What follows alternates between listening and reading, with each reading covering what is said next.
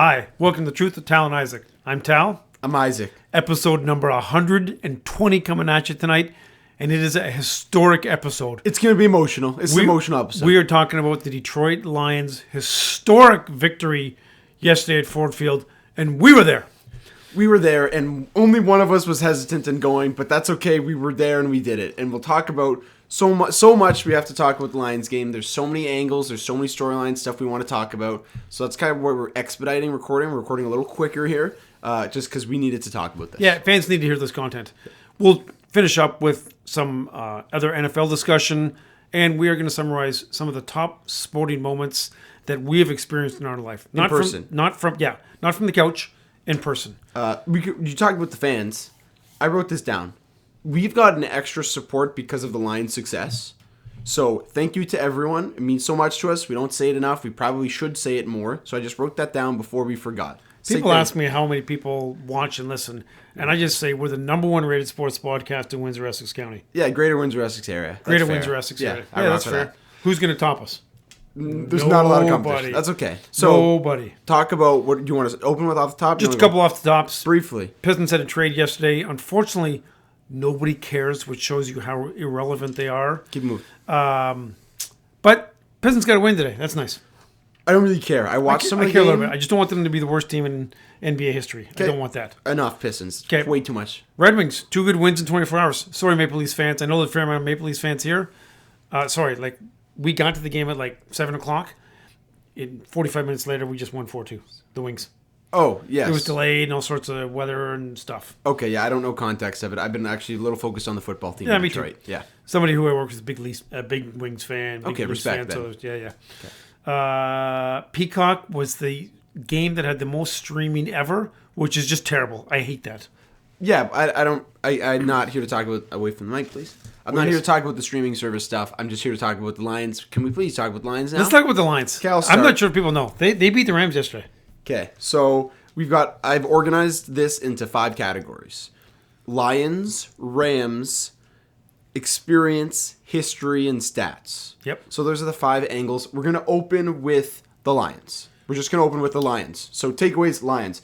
Goff had a wonderful game. Goff played excellent. He had a couple poor plays, but he was fantastic. Go ahead. Bill Simmons kept waiting for, I don't know if anybody listened to Bill. Did you listen to Bill today? Yeah, I did. Kept waiting for the Jared Goff moment. He had one kind of bad moment where he kind of did the two-handed shuffle. But that was it. He was solid, smart plays, stepped up in the pocket when he needed to. He had a great game. He was excellent. Multiple very, very difficult throws that I saw. We'll talk about the cheering and the chants later in terms of experience. Correct, we will. Badgley. Let's talk about Badger here. 54-yarder, I think tied for the longest field goal in Lions playoff history, I read. It was a huge kick. And we needed it, and everyone there knew the significance of the difference between 4 and 7 when your defense is just getting cooked. Yep. Right? It's a big deal. We'll talk about Jack Fox. Jack Fox had a masterclass of a game. Special teams won. See, people don't generally pay attention to special teams that much, but the nice thing is, because Fox had such a great game, and the Honey Badger had that 54-yard field goal, Fox is getting a fair amount of love, and I think he will get some more love, especially leading up to the next round of playoffs, and he deserves it, because Fox is awesome. He's the best punter in the NFL. And that's why we pay him the big bucks. That's why we pay him. We'll talk about Laporta here. Just fighting. He played 80% of the snaps. You could tell he was not 100%. The fact that he was out there and had one of the biggest plays of the day and looked fine, and give him another week, and he's just going to start hurting more people. And Campbell said that they really used him more in the running game than the passing game, which makes a lot of sense. He's a good blocker. I don't know if we might as well get a little bit analytical, but the play on Laporta's touchdown on the 4th down, they had a jumbo set in than what they did. Personnel. No Amon-Ra, no JMO, and no Gibbs. No Gibbs, that's right. So they had their 2 tight ends that at this point were not terribly healthy, and maybe an offensive lineman who went out wide as well. I don't think they had an offensive line. They had Kabinda out wide. Kabinda, that's right. So anyway, they had 3 slow dudes out there in a stack formation on the far right. But what happened was, because the Rams had to match jumbo package, like a defensive tackle or defensive end ended up guarding Campbell. He cooked him. Touchdown. That was big. That was the only play that Skipper declared, if I remember correctly. That was the only play that I saw Skipper come in and legally declare. Briefly, because this is not a fun thing, the corpse of Donovan Peoples-Jones played 2 snaps. Just putting that out there. Keep it moving. Hutch was sick. I did not know this. I don't know if you knew this now. He was battling an illness. Oh, okay. I did not know that either. I thought you were saying he's sick. Yeah, of course he's sick every game. No, he was battling. So he played a little less than usual, which I noticed in person. But he played great. 9 pressures, 6 tackles, 2 sacks, 5 QB hits. All the advanced stats were through the roof. Listen, everybody knows that the Lions have difficulty putting pressure on the quarterback unless it's Hutch or blitz. Yeah, that's fair to take. Akeem McNeil a little bit. Not Akeem, it's Aleem. Aleem. Yep, you had it the first time. Yep. O-line, just a heck of a job, especially in the first half. Keeping Goff safe, moving the line of Grant scrimmage. Glasgow actually rated really high on Pro Football Focus. That's good. So I wanted to talk about the O-line. And then huge defensive plays down the stretch when it mattered most. Sutton, Gardner Johnson, a couple guys that had tough moments. Huge plays late in the game when we needed it. I do think we need to talk about the Kirby Joseph hit. Okay. It was a vicious hit, but the timing was critical. And here's the deal, NFL. When you take away all the high hits because of penalties, defensive backs are just going to go low. So he just trucked Higbee. Yeah, I'm not sure who you're talking to. It was a legal hit. It was not penalized. It was legal. Yeah, it was legal hit. Yeah, there was what no I'm saying penalty. is I'm talking to the NFL. If they want to avoid future hits, then they need to let some of the high hits go. They're not. So people's knees get wrecked. Okay, yeah, a couple radicalists. Hawkinson, Joseph. We don't need to talk about all the torn ACLs this year. There's a couple radicalists on Twitter saying Kirby Joseph is dirty. You just don't know football, and that's fine. And that's why I didn't want to spend much time on that because it's just stupid. A couple other guys we need to mention from the Lions' perspective. Go, run. Obviously, Branch, CJ Gardner-Johnson's made some plays. Jalen Reeves-Maben didn't play a ton of stats, but he made... didn't have a ton of plays, but he made plays when he was out there. Yeah, he played. I like him. Rodrigo did not play, but just What's the special deal? teams. Just like Reeves-Maben's getting minutes, Campbell's getting minutes. Like, just there's no spot for him right now at linebacker. Maybe at tight end or fullback. Yeah, Reeves-Maben, special. I think he was second team All-Pro special teams. Like he's the man on special teams. He and now might he's have been getting first run. team All-Pro. Probably. So yeah, we definitely saw him. What else? Listen, I think we got to talk about the Sun God. Amon-Ra was spectacular. Man, he just made big plays. And I love the call. 2nd and 9, 2 minutes to go. Conventional wisdom says run the ball. No. They said we're going to put the ball in the hands of our best player, and that was successful in 2nd and 9. Boom, 10 yards, 11 yards. First down, game's over. That was huge. That was a huge play. I have nothing more on the Lions. Do you have any? You can keep going on the Lions here. I think Josh Reynolds needs a shout out as well. Shout out Josh Reynolds. Big game, especially first half. He was awesome. He had a couple of great plays. That one over the middle was awesome. That was a great throw. He doesn't get that. There's a safety right back there. That's an INT. But Reynolds scooped it to the sky. It was awesome. We'll talk about the Rams now. We have time. Let's delve into the Stafford thing now. Sure. Go Listen, for it. Like Matt Stafford and Kelly Stafford made some critical errors this week. Don't say anything. Stick to the Bull Durham script where you just have the 5 or 6 statements and you just rotate those statements. Oh, I'm looking forward to the playoffs. Yes, it'll be electric. Had a great time in Detroit. No, they stirred up some crap, and we'll get to experience in that in a little bit. But we do need to give Matt Stafford some credit. He played spectacular, and he got beat up. I know of 3 injuries. You said there was 4. I know of 4. Shoulder, ribs, and cut up hand. Concussion. Dude was concussed. 100%. Oh, you know what? You're right on that one play when you actually showed the screenshot and his face was like looking up to the sky. Yep. He didn't do the Tua thing, but... Dude, I know you're going to talk about that. Let's keep moving now. If you know, you know. It was the ultimate Stafford game, right? Like, he was missing a chunk of his throwing hand. We didn't see this until after, I think. The shoulder issue you saw, the ribs, he was clutching the whole time, and then he was concussed. He played so well. He played so great. well. Played great. And we didn't really talk about it there, and you kept saying, like, he's going to make an error. He's going to make an error. He's an awesome quarterback. He's great. I was expecting a pick 6. I wanted Iffy to get a pick yesterday. He played very well. No turnovers. Yeah, well, we'll get there with the stats because there were some pretty crazy identical stats between these two teams. Yeah. It was just one of the best games I've ever seen, and we'll talk about that a little bit later. Aaron Donald. Do you want to talk about the guy you're so scared of, Aaron Donald? Did he play? Invisible I saw a lot Man. of his. There was we'll skip to experience. Afterwards, we'll talk about the jerseys, but I don't know if he made any plays. And then that other defensive tackle, rookie. He didn't make any plays either. No, because the O-line dominated. Aaron Donald was complete invisible man. He had 3 tackles. None of them were in the backfield. There's no sacks. Just got owned all day.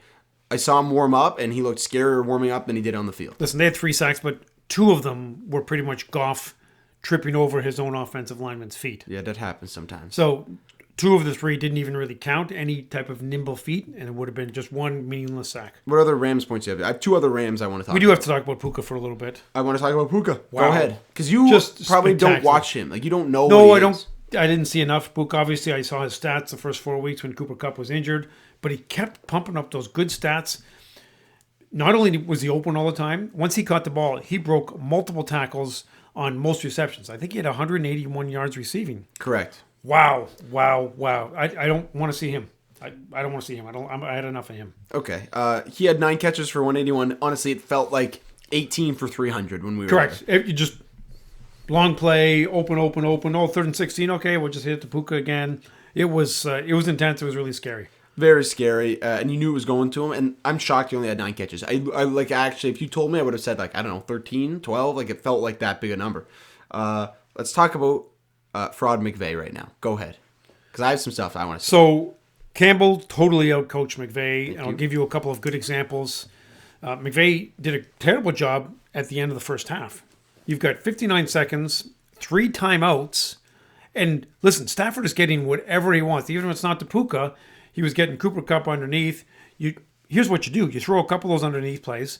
If Cooper gets a first down or 2, then you air it out. But just to play super duper conservative, big error. And also he made some errors around the end zone. Just got too conservative. Punted on 4th down when he probably shouldn't have. McVay got outcoached. Period. I agree. And like non-Lions fans will say the same thing. Correct. I read so just like little glimpse at our lives. I was at work all morning, and then I went right from there to school, and I raced home, and we're recording now. Luckily, I had some downtime at school, was able to absorb a fair amount of Lions content, and yes, the national media guys are saying that Campbell outcoached McVay. Good. Yeah, go ahead. Yeah, see, we got home actually pretty quick. We got home at midnight last night. I was probably asleep by 12:30, but I think you had some visitors to come over afterwards. Yeah. So, but I got up and I went to work all day. Then I went to a chamber meeting. So I made some notes first thing this morning because I knew we were going to be tight on time, and it was fresh in my brain. And then I made notes after the chamber meeting because Isaac's like, "Let's record tonight." I'm like, "Okay, let's do it." Like, we're both hot, we're excited, we're still on a high. Our voices are not 100%, so sorry, fans, a little rough. But look, I think so. This on YouTube, this Gatorade bottle here, like the water one, The big one. 32 ounces maybe. Over under Vegas has landed at 6.5. I think over. I've consumed today. So Over. I've been hammering water and hammering the halls. So we're in okay shape. But like, don't think we weren't loud last night. We will talk about the experience. I have nothing more on the Rams other than McVay. Like, I think he commits tax fraud. I think he was very passive. He's very conservative. I heard he's a war criminal. Well, I do yell some radical statements at the games. I will own up to that. I may have yelled war criminal, some other like convict, terrorist, etc. I can't confirm or deny that happened. No, we don't need to confirm or deny, but we just can admit that it was a decent possibility a good chance that it was said last night from the vicinity of our seats. Yeah, or where we were standing. Not necessarily us. Now let's spend some time on the. Do we want to go? Let's go with the stats because we're kind of talking about some stats, and then we'll wrap up with the history and the experience here. So first half, 35 points were scored in the first half, and 9 in the second half, just to show you where our emotions were. Not just us, right? There was 66,000 people there, millions of people watching on TV, up and down. The first half just like punched you in the neck a couple of times, and then the second half took your head and smashed against a wall a few more times. It was intense. But defense, I got to say, in the second half, both teams' defense stood taller. I have a fun game that I just came up with. I have some nerdy stats, and you're going to have to try to guess some of them. Okay, great. This is really hard. First downs to first downs. How many first downs do the Lions have? How many do the Rams have? I will say, hint, they're within 1 of each other. I think it's probably pretty close. I'm going to say... Yeah, it's within 1 of each other. 19 and 18. 23-22. Okay, not bad. Offensive plays. This is really hard, so I'll just say a number. 55-55. The exact same amount of offensive plays. Okay, I knew it was close. Third down. What do you think? I'll just take a percentage. Give me both teams' percentage. Hint, it's the same percentage.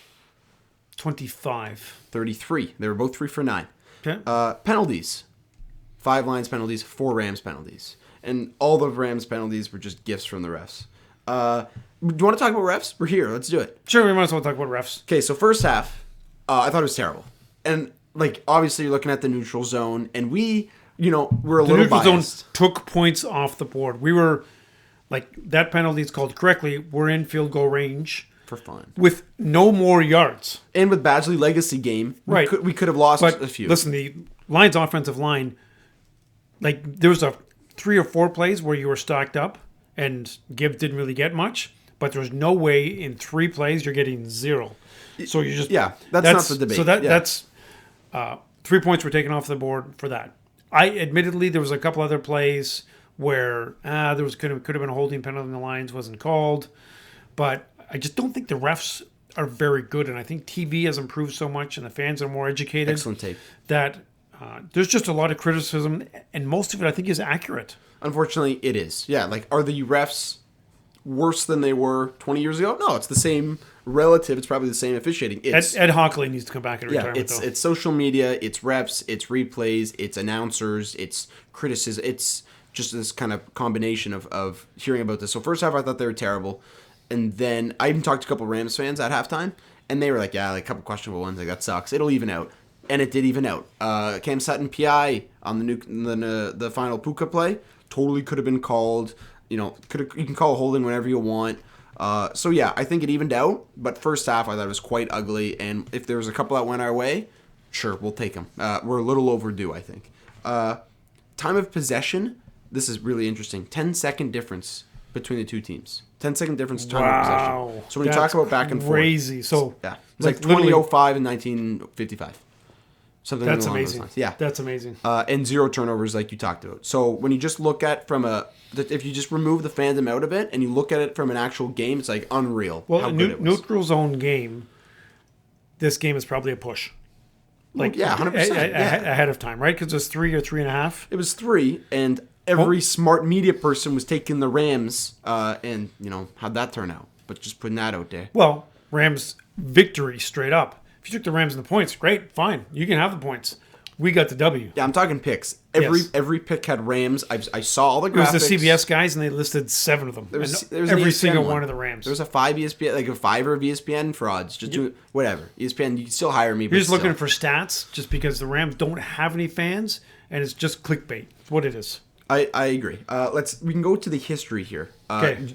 I'll let you open with this because you're a little more historic than me. Okay, so this was a really emotional week when you add in the Lions getting in the playoffs, winning the North Division, Michigan winning the national champ. Well, first they beat Bama, then Michigan winning the national championship. So there's a lot of emotion building up. So I just got to say, what are we talking? History. Yeah, history. If you're of my vintage, right? I'm 54 years old. There's been lots and decades of pain. So we're standing there and the Lions are walking on the field. That was cry number 1. There was probably 3 or 4 cries. But I will go through that because I had a few. Yeah. Yeah, it was super emotional. So much history. A long, long time. And we said this on the pod before. I'm just going to repeat it again. This showed if the Lions ever did well, it will show how much of a football area this is. And oh my gosh, is Windsor, Detroit, Michigan a football area. Holy smokes. So much history. Those ghosts are kicked to the curb. We won the North. We won the first round. We have won a division game the first time since 1991 season. I think it was January 6, 1992. So long that a good chunk of the fans that were at the game last night weren't alive. Yeah. That's crazy. Every fan that went to that game was there to witness history. And we all saw it. Yeah. Everyone went there to see a Lions historic playoff win, and everybody left happy except a few fake Rams fans, right? Speaking of fake Rams fans, you'll like this. Whenever I saw a St. Louis Rams fan, I'd give him respect. St. Louis Ram. I'd give him respect. Vince Ferragamo. Kurt Warner, Eric Dickerson, all those guys, I'd be like, that's a real St. Louis Rams fan right there. I appreciate it, man. Right? So I think Eric Dickerson was L.A. and then St. Louis. But he had the awesome Kurt Warner classic one, so cool. I'd give him love for that. That's cool. we were very confident last episode. It carried over. Go back and watch that. A lot of that aged incredibly well. Oh yeah, listen. I don't know how much feedback you've received on that episode, but I've received a lot. Oh, give some shout outs. People loved this. Go ahead. Oh well, Coach Rob obviously loved it. Todd Ouellette, who I mentioned in the last episode. It's back to back for my guy. Back to back for Todd, and he loved it, and he was so hyped. He was texting me during the game last night. Listen, thanks very much. We appreciate the support. Understand that we love sports, and we hope you love sports as well. Yeah, we mix in some movies and sandwiches and that kind of stuff, but let's say this is predominantly a sports podcast. I heard it's the number one rated sports podcast in Windsor, Essex. Yeah. Pushing Southwestern Ontario. Pushing. Like, we're climbing. We're climbing. Lions keep winning. We're going up. Actually, I don't think the bar is really high in Chatham. Yeah, respectfully. Sarnia. So we talked about our history there. Everyone knew, and we all left happy. Let's talk about the experience. So I will let you open with kind of the morning of heading out / suiting up / you just calling people when I'm trying to go to the game. I'll let you go. So there was a lot happening yesterday. Daniela gets a shout out because she prepped us really well. Like, we were hyped in a lot of different ways. Okay, so hype by like we're eating like our mac and cheese, and we're just watching like Avengers clips and Rocky clips. It was any great. Captain America speech. Anything motivational that we could get. I put on some of Spartacus, the 1960s Spartacus. I'm Spartacus. So we're both having manic episodes to the T. Keep going. Okay. I admit that earlier in the week there was a bit of debate, and if those of you that listen to the Lad Podcast realize that during the recording of last week's show. When did we record? Friday or Thursday? I think it was Friday. Probably Friday. Yeah, it was Friday. That kind of sealed it in that we're going. We gotta go. I just kept. There's a stretch where I think I say twice. I just say we gotta go. We gotta go out of nowhere, and we gotta go. So we went. So let's talk a little bit about that. We knew we were meeting some people there, but we decided this is just an Isaac Tal thing. We could not have anybody better for the as lore. Part of the initial experience. Right, the lore. Yeah, we'll get to the special guest family afterwards. Mm-hmm. Parked at the tunnel on the American side, which was a huge W. And shout out to Tunnel. Yeah, shout out to Tunnel. And then we walked to the stadium, and we wore tights and layers. Yeah. But it was cold. It's cold. Now, realistically, my second layer probably wasn't the best from a cold weather perspective. It was my lucky Detroit Lions pajama pants that were worn a fair amount in the last week. Yeah, they're a little thin. Yeah, a little thin and a little maybe dirty. Yeah. And actually, because I wore them to bed last night, they smelled. They still haven't been washed. Oh, okay. Don't tell Mom, bro. Don't tell Mom. Get so mad. Hey, if you're listening to this show, she doesn't listen, and because she doesn't listen, don't tell her. Okay, so now we're walking to the game, and we don't have tickets, right? And the ticket prices are just astronomical, like silly, $1,200, $1,500. But we knew it was a good time to scalp, and I'll tell you why. Because if you're trying to scalp tickets and you're freezing your arse off, you're like, okay, gotta get rid of them. So we're asking. There was lineups, not for long. So we don't have to use figures. We go with literally a Ziploc of cash. We each had a Ziploc bag, two Ziploc bags of cash and protein bars, and then other cash separate because if we just had to be smart. We're still buying tickets in Detroit. Yep. So we find Lucas. Marcus. Well, I found a guy, and we walked with the guy, and then he was a little sus, so then we switched to a different guy. So we got Marcus's buddy. They got some standard room tickets, so we ended up getting standard room tickets, and I think we could say the amount on the show. Yeah, sure. Yeah, we've already lied. So yeah, $225 each is what we paid, which is super cheap. I don't know. Are we allowed to say that? Other people that we knew actually paid a little less than that. Yeah, we paid a little more for the early entrance. Yeah, early entrance. You've already lied about what tickets we had. Yeah. Do you want to talk more about that? Nope. Because you've already said a lie. Nope. If you want further details, feel free to reach out to my personal number, Instagram. I'll let you guys know what happened. Because it's awesome. Listen.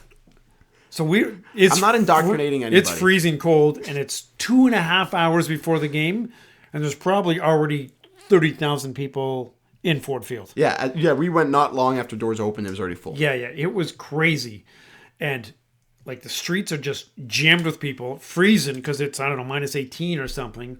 So a lot of people just said, okay, I think they're probably, their plan was to party in the streets. There was a pregame party in Comerica Park that I don't think a lot of people went to. They had DJs and stuff set up. then we just went in and started to soak up the experience. We're also enjoying the Green Bay butt kick in Dallas. We'll get to that in a little bit. So then we had standing room. So the whole point about standing room tickets? Yeah. Oh, okay. You don't actually have a seat, right? So people's like, well, where did you sit? Well, we didn't sit. So basically, it was around 6 o'clock. Do you think when we got to a little before? Actually, when we got standing room, sure, I'll give you 6-ish. 6, give or take 5 or 6 It's around halftime of the Dallas Green Bay game for reference. Yes. So now we're in initially 126, and then we move over. Not super relevant, yeah. Okay. Anyway, we ended up 129, 130. Oh, it's crucial. Thanks for telling the people. Yeah. Just because there's a lot of fans that needed to know, because we actually had a fair amount of visitors. We did. I'll talk about the cameo. Now it's 6 o'clock. Game starts at 8:15. Probably runs until about 11:10. We didn't move from there. We had to stand the entire time. And here's the deal with standing room. If you move, whoever's right behind you, they move up. So we don't move. So we had to get a wide stance. Yep. This is when you start to include Cousin Braden and Cousin Blake. Yep. Right? So we had a Cousin Braden, Cousin Blake met up with us. So we had 4 there. They also had the fake standing room tickets. So not fake, the real. We're all in standing room together. Like we made a. Were Val and Isaiah there? Yeah. Yeah. We covered a lot of surface area amongst jackets and debris on the ground. Yeah. And Blake's souvenir cup that we thought was glass. It was plastic. Plastic. And it broke. Didn't even make it home. No way. Yeah, it broke. I took care of it for the entire game and he broke it? No, it broke in your little satchel, dude. No, yeah, you sure? 100%. Oh, sorry, Blake. So we go with, so we're there with 4 of us, and we're close to a water fountain. I'm a big water guy, so like I'm so going water for walks. and protein bars is all we had. We split a protein bar like halfway through the third quarter, and that was our food for essentially the day, other than some mac and cheese from Ma earlier. No. Daniela hooked us up at 3 o'clock. I just said shout out Ma for the mac and cheese. I got to shout out there. Yeah. So we'll talk about, do you have more personal, like Coach Rob. Do you want to go cameos? Oh, huge. So Coach Rob, we have cameos. Big fan of the show. He's been on the show. His birthday yesterday. He got a last minute call because Keith was sick. Sorry about your luck, Keith. But Coach Rob stepped in. He got to go to the game on his birthday. That's awesome. All caps. I wrote down, happy birthday, Coach Rob. I think I went to bed really late, and I think I texted him right before bed just because I needed to get like another Lions text out there to the community. So Coach Rob came, rocked with us for a bit. We struggled. We got a picture. It was just electric. Yep. We had the Posies come pull up. Anthony and Joe Posey out of nowhere. Ant's like, you here? Where you be? Yeah. So they came over to us, hugged it out, talked about it a little bit. We were texting each other during the game. It was awesome. Dom Campana, who was watching with strangers. I forgot about Dom. That was awesome. Because his dad was with other people. So Dom comes. Dom's hanging. So we just have all these new characters just entering every few minutes. It was awesome. And then we had our core 4 that was there. And then obviously, there was a fair amount of Duck Dynasty around where we were. People don't know what that means. So Duck Dynasty means people that have beards and don't put sentences together terribly well. There was 2 couples behind us, all drinking a lot and just saying stupid stuff. And every now and then one of us would whisper, don't engage, don't engage. Isaac, you started that first. And even though I wanted to engage, I didn't. Yeah, I was locked in on the game. Yeah, like we were, when there'd be a touchdown, we'd be high-fiving and fist-pumping and that kind of stuff. Them, yes. Yeah, with them. The bigger Duck Dynasty guy, he liked to bear hug people. So he actually bear hugged Blake and gave him a good back crack. So he felt good after it. I didn't know about this. Yeah, That's good. So we talked about the people around us. We need to talk about the fans, the intensity. Okay, let me go there. Intelligence. I will talk about all this because I wrote this down and you chime in. We forced the Rams to blow 2 timeouts at inopportune times in the second half. Huge. So instead of the Lions needing 3 first downs, they just needed 2 first downs, and that's because of us. That's a fact. We get credit. National media is crediting us. Yep. Maybe they didn't get the spelling right, but they're crediting us. I will say, knowing that a win gets you another game in 7 days is unbelievable. The fact that the way the NFL, the way that it worked out with the Packers playing the Cowboys right before, and people knowing if the Packers won this, we will be back next week. Playing that on the Jumbotron, a stadium full of Lions fans because it was cheering for the Green Bay Packers. It's awesome. The stadium was full an hour and a half before tip-off. Not a lot of times when I'm going to cheer for the Pack. Yesterday was one of those days. Mike Chandler, huge Cheesehead fan, and he was so happy, and we were happy. Sure, yeah, happy for him until I see him in the championship game. Talk about the intelligence of the crowd. I'll let you talk about it. So unbelievably loud, and Alex Anzalone gets some credit because what he was doing is he was hyping up the fans. The fans are generally really good about yelling when the quarterback is at the line of scrimmage and interfering with his or her ability to call an audible. So Matt or Kelly Stafford couldn't call an audible. But what Alex Anzalone prepped us to do was when they're in the huddle, make as much noise so that way it was difficult to communicate the entire time. So when the Rams are on offense, there was 66,000 people yelling and screaming and clapping really, really loud. When the Lions were on the field with offense, quiet, quiet, quiet. Every now and then people would get a little hyped or start some Jared Goff chants, but there'd be enough people that would be intelligent to say, quiet, quiet, quiet, put your hands down to make it quieter. And it was a really super, I wrote down super hyped, super positive, and overall an extremely intelligent fan base about how and when they cheered. Affected the red zone, certainly. Yeah, and a large part of this is because if you're at that game, you spend a fair amount of money.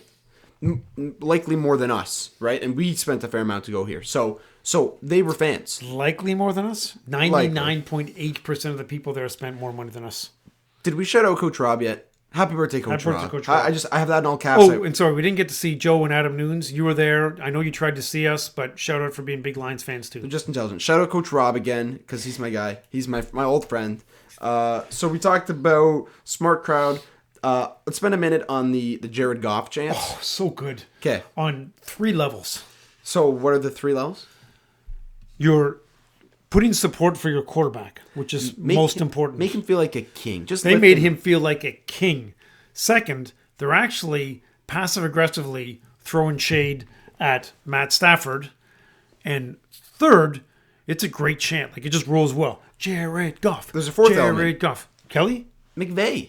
Oh, McVay too. Yes, that's right. Right? Like, McVay and Goff, it did not end nice. Lots of goofy rumors, most of which are likely McVay tried to clean it up a little bit this week, but it was weak sauce. You could tell that they don't like each other. Goff has been kind of vocal. He's had a chip on his shoulder since he got traded.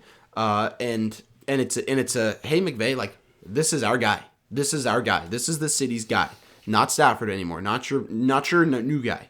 We talked about the chance. So I kind of saw something similar. I will talk about this game later. When Michigan beat Ohio State, and do you remember the historic chant at the Michigan game? I don't remember. Zach Zinner goes out. Let's go, Zach. Oh, yeah, let's go, Zach. Similar vibes in just terms of like sheer fan noise, just lifting a dude up. Pretty cool to be a part of both those. So the Goff chants kept happening and happened at the best part, right? Like Stafford walked in, or the Rams run out, there's boos. Maybe 30 seconds later, Jared Goff chants. Just rain the stadium as so Stafford. Loud.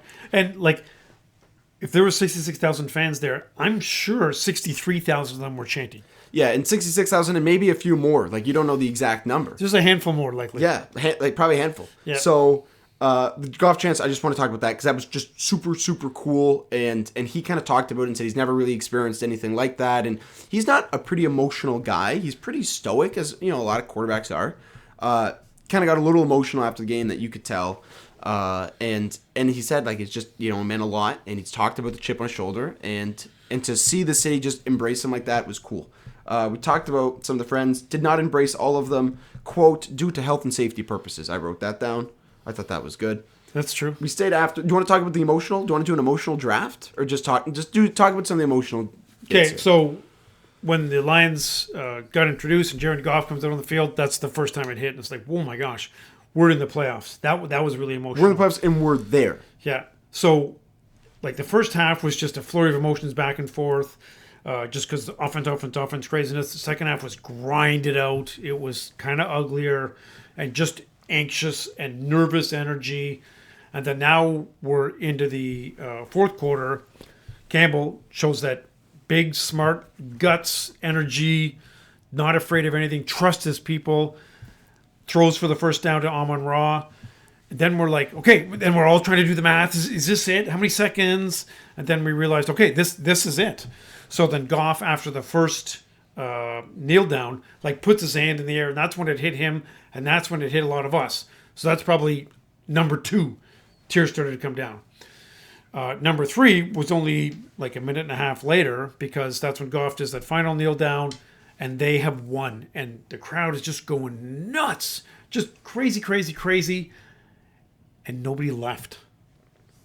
Right? And that was like a lot of old dudes crying, just lots of decades of angst and turmoil, but happiness.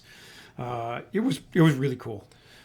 Yeah. I think we need to acknowledge that having Detroit royalty there helped with the overall emotions of the day as well, right? Eminem, Barry, Calvin, a couple guys that historically haven't had a great relationship with the Lions as they retired, they were there with us on the sidelines as well. The dude, Chad Smith from Red Hot Chili Peppers, was pumping up the crowd. I admit that part of me wanted Eminem to somehow sing a few lyrics, which is silly. Again, that's not really how that works. I know, Okay. and I came to that realization this morning. Tried to explain it to Mom. She didn't really understand it. I perhaps didn't articulate it really well. This morning I was a little punchy, just because I was. I was up before you this morning. Fact. Yeah, I think you were. Fact. That's Yeah. fact. Yeah, I think I got up at 7:12. 7:10, baby. Nice. 7:10 alarm. Let's go. So we talked about all the chances. So I had worked out the math. So there's 2-minute warning. I don't know if you saw this. I went for a jog. Yeah, you did that several times. I went for several jogs. But I see you were kind of the quarterback in the formation with the standing room. Thanks, dude. I was pretty much like Penei Sewell, and I just couldn't move. Yeah, you're a tackle. From right tackle. You're definitely a tackle holding the fort down for Funny us. thing was, there was a lot of attempted infiltration.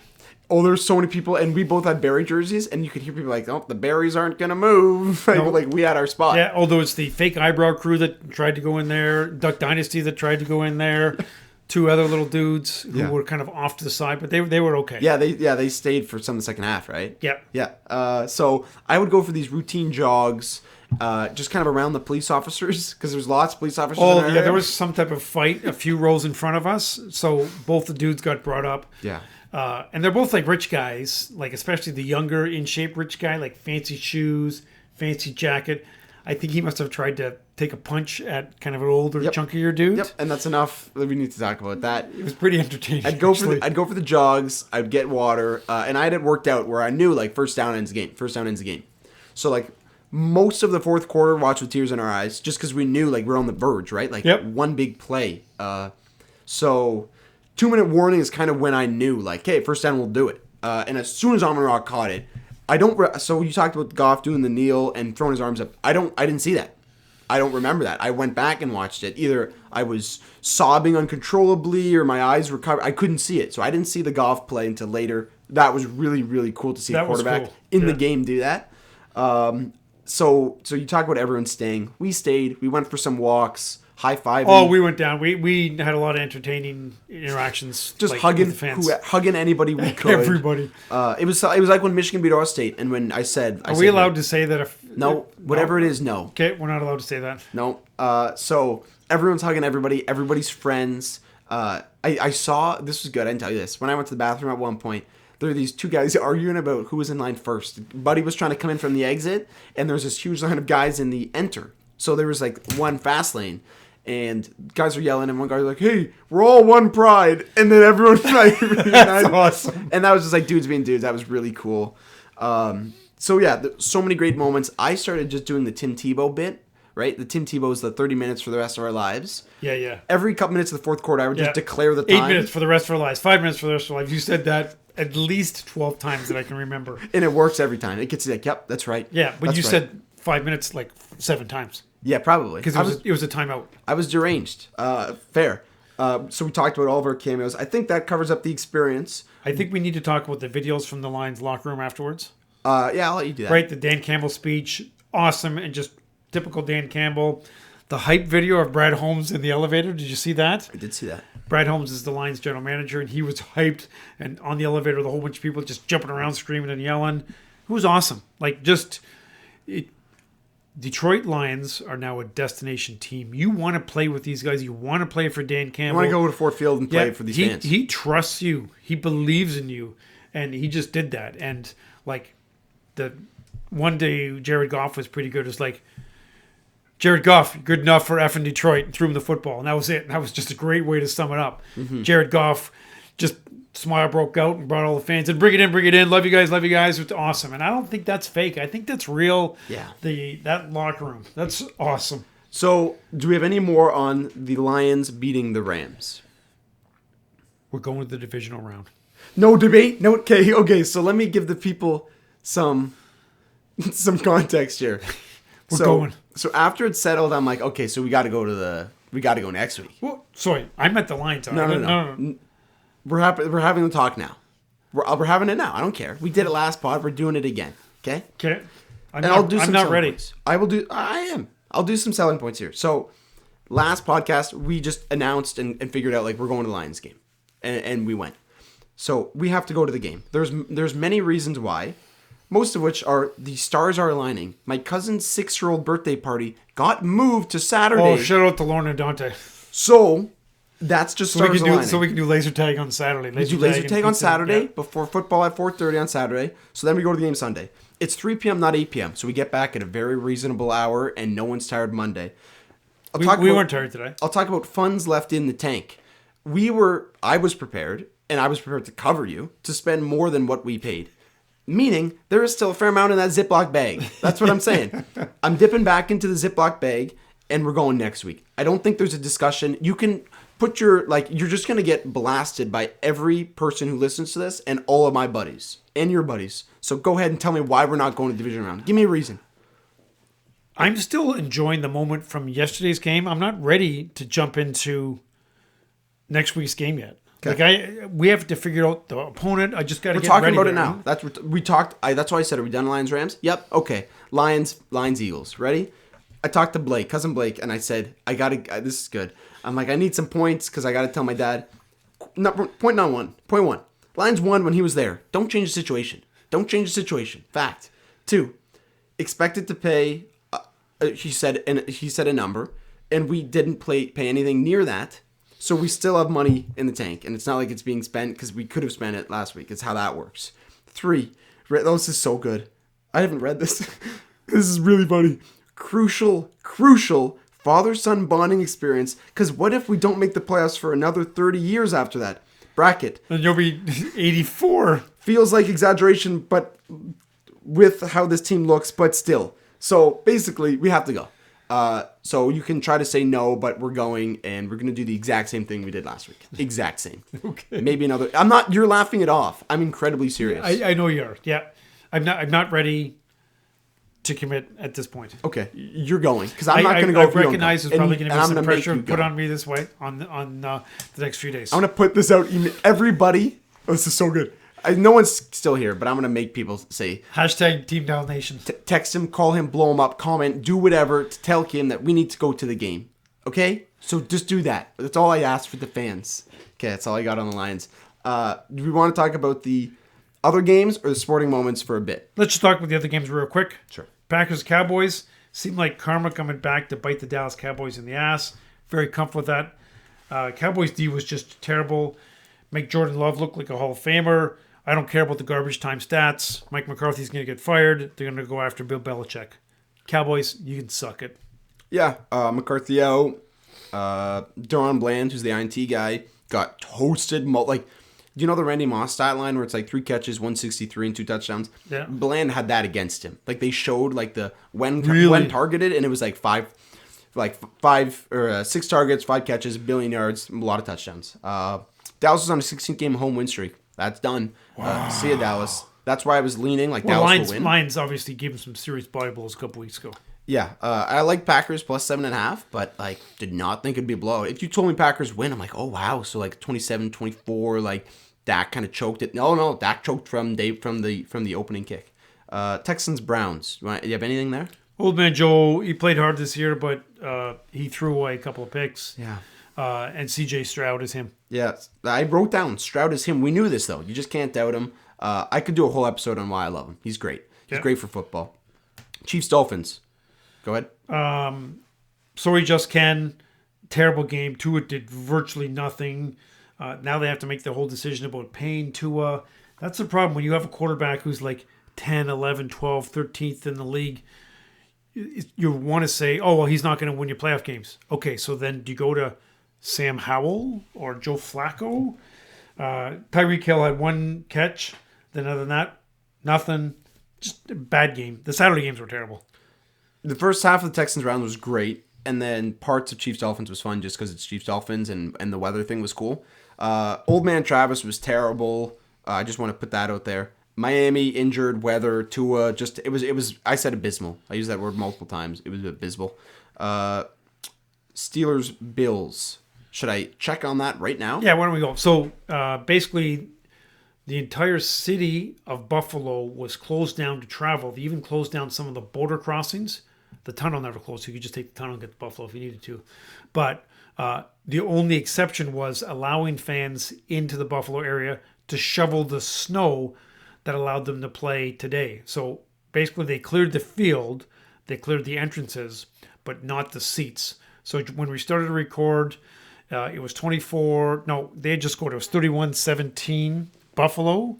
And that was the final score. That was the final score. So good for Uncle Phil and the Bills. Yeah, shout out Uncle Phil. Now they play KC next week, right? They play KC In next Buffalo. week. That'll be entertaining. So we'll talk about the sports moments next episode. We'll do that. Texans Ravens. That's coming up. That's going to be a lot of fun. Really looking forward to that. Bills Chiefs. That's always electric. We're hoping for good weather. Packers Niners. Very interested to see what that's going to look like. Lions are going to be playing one of the Bucks or Philly, Tampa Bay. Eagles. I think we want Tampa. Isaac and I talked about this last night on the way home. If Tampa plays their best and we play a good game, we win. If Philly plays their best and we play a good game, we actually lose. Now, Philly hasn't played their best in about 2 months. I'm irrationally confident. Combine Philadelphia and Tampa, merge them, Tampa Bay Eagles, I'll take them on. I'm incredibly confident with both of these corpses, both corpses teams. Actually, that's the only Lions way are they winning. would win because a lot of Phillies guys are only good for about 20 plays a game. Yeah, the Lions are going to win. Really briefly, before we wrap up, give me a reason of why we shouldn't go to the divisional game. I don't know. This was such a great experience yesterday. I feel like it can't get any better than that. I thought about that multiple times, but it can. So that's kind of what I came to. So, yeah. Look, So we're going to defer the top sporting moments of our lives to we're going to do the next episode. We're probably going to record on Friday this week. Well, here's what's going to happen. We're going to go to the divisional game on Sunday. The Lions are going to win. They're going to beat Philly 31-27. I'll say it's closer than it should be. And then we're going to record and that's going to be in the top 5. So we're going to wait to do our best sporting moments because we're going to witness one on Sunday. But we're going to record later this week to prep the Lions game against whoever they're playing. If we're going, sure. Okay. Alrighty. We're going. Okay. Thanks, fans. Thanks, everybody. We're going. We have to go. There's no way that we don't go. Yeah, Everyone tell him that we have to go.